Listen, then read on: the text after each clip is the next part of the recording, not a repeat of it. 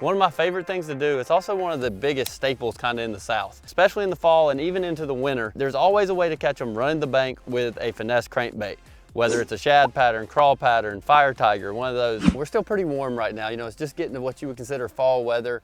Seeing a bunch of bait up shallow, that generally happens, you know, depending on where you are, October, November, start seeing a bunch of bait move back into creeks, move back into bigger pockets, move back into things like that. And one of my favorite things to target with these little finesse crankbaits, I always use a shad pattern early in the fall.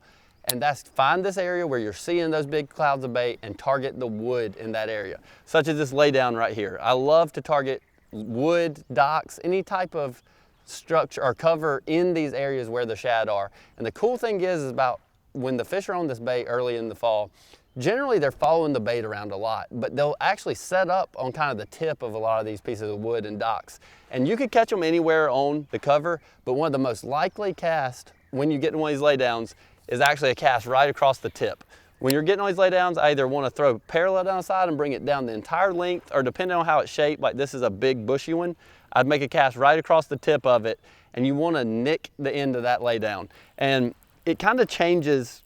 As it gets colder, you want your bait to be making more bottom contact. But early in the fall, a lot of times the bottom contact's not necessarily that important, but you want your bait to deflect off that piece of wood. The bait never has to hit the bottom, but it actually needs to hit something to get those fish to bite it. And as it gets colder, as the year progresses, a lot of these fish will move more to the bottom, and I'll target other things than wood.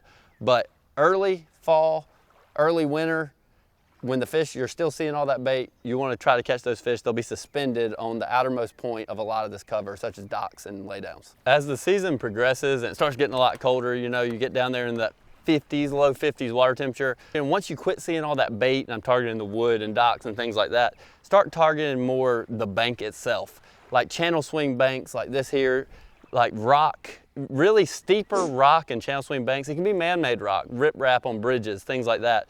But the bait presentation and boat positioning's a lot more critical than once they get on these type banks. I like to keep the boat pretty tight up to the bank and actually make kind of 45-degree, maybe less than that, 30-degree with the bank cast, and throw kind of parallel down the bank. You're keeping your bait in that, you know, strike zone the whole way.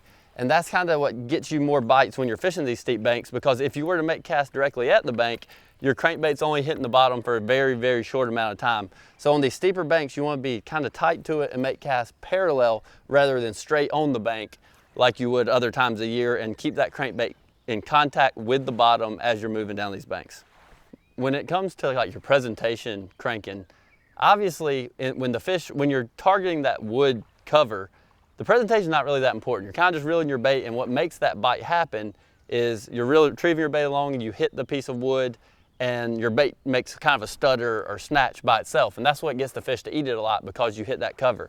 But when it comes to actually bank running cranking, once it gets a lot colder, you get that colder water temperature, a lot of times you actually have to trigger those fish into biting. And one of my favorite retrieves is kind of more of a, when I throw my bait out, I'll actually kind of crank it down till it's hitting the bottom and give it kind of a slow pull, steady retrieve, and maybe a little pause as I reel some slack up.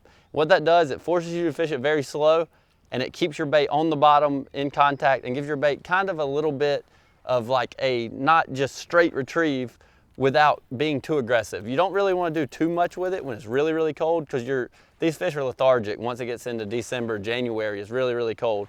You want a lot slower retrieve, and I like to add some slow pulls, kind of a constant retrieve with a slow pull every now and then take the slack up, and I'll give it a bit of a pause while you're reeling that slack back up. But that's when you're targeting the fish kind of stuck down in the bottom in that cold, cold water. These small crankbaits that you use in the fall, winter, early spring months, they're real productive, but they can be an absolute pain to fish with if you don't have the right setup. So my setup with these little crankbaits is I always use either 10 or 12 pound Yo-Zuri T7 fluorocarbon. I like the smaller, lighter line because it lets those little baits get down to the depth they're supposed to get to, whether that be 3 feet, 5 feet, 7 feet.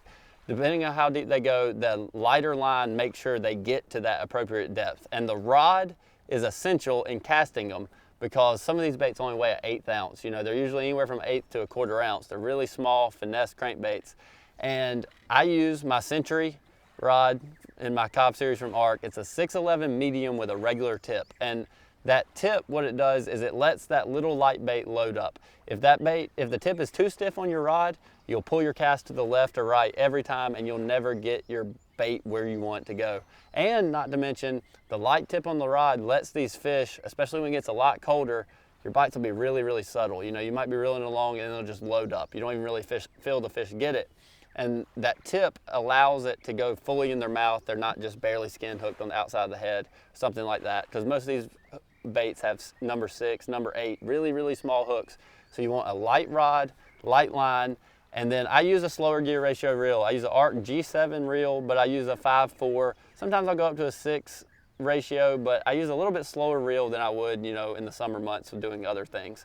But light line, light rod, and a little bit slower reel is essential in fishing them effectively and landing the fish that bite them. When I am finesse cranking in the fall and winter, I kind of have a progression of colors of baits that I work through as it gets colder and doing different things. So in my opinion, there is only 3 color baits when you're talking shallow cranking. I know there's a bunch of variations, things like that, that might get you a few more bites here or there, or at least get you more confidence in what you're throwing. But in my opinion, there's bait fish colors, just like a, you know, normal gray or blue back with a white side, just your bait fish colors. You got your reds, which are crawfish patterns, reds, browns, any type of crawfish pattern.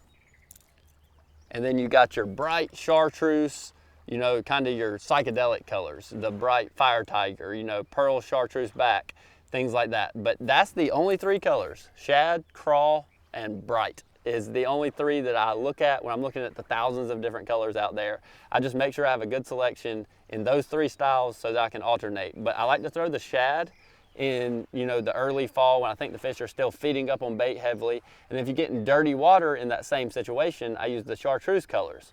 When I think they're feeding on shad heavily, I use the fire tiger, you know, the pearl with chartreuse back.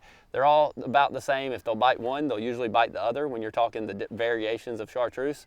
But I use those when I think they're still feeding on shad. And as it gets a lot colder and you're targeting a bunch of those rock banks, channel swings, things like that, that's when I go to the crawl pattern. The red crawl is always my go-to, but then a lot of times I still think they're on crawfish and the water might not be that dirty, and I'll go to like a brown, more of a translucent looking crawl pattern. But you don't need to get too carried away in the thousands of different colors crankbaits. You need a shad, a crawl, and a bright color, and that usually will fit about any scenario you run into when you're shallow water finesse cranking. Another likely shallow cranking target for, you know, fall winter fishing is points. You can never go wrong with a point, whether it's a main lake point like this one here, kind of a secondary point going back in a pocket, creek, something like that. The fish love to set up on points, and when I'm using the small crankbait on points, the way I like to approach them, the boat positioning and approach is kind of essential. And you kind of want to pull the boat up to just deeper than your crankbait will dive, whether that's, you know, 3, 5, 7 feet, something like that. You want to pull up, and the way I figure out the depth I want to be fishing in is obviously just fish a bunch of points till you start catching some and see if they're up there in 2 foot, out in 3 or 4, or where they are. But I like to pull up straight directly from the main lake, from the deepest water up onto the tip of the point to cast. And then that way you got a good cast down the right side of the point, good cast down the left side of the point, and a cast right across the top of the point. If you kind of get your boat cockeyed at an angle, it makes it a lot harder to effectively fish that point and hit all the areas. And a lot of times, especially when it comes to, you know, January, February, even into early March, it'll actually be big groups of fish on this point, and they'll be kind of set up on the drop where it goes from that flat 2 or 3 feet out to that 5 or 7. And approaching it from the tip lets you effectively get your bait down that. You come through that shallow water where there might not be that many fish, and it'll come down the drop out into the deeper water, and you'll hit those schools of fish. And a lot of times when you're cranking bigger main lake points, the fish may not be on every one, but you'll find one where you'll get a bunch of bites off one point. It might be a big school of fish on them. And a point's kind of relative too. Like, this is a big main lake point, but you can also fish small points going back in pockets. You know, there might not be 20, 30 fish on that point, but a small little corner going back in a creek or pocket, especially that February time fishing, is where 1 or 2 or 3 fish will stage up as they move back in. But points are always a good place, especially as the water gets colder, you know, in those winter to early spring months.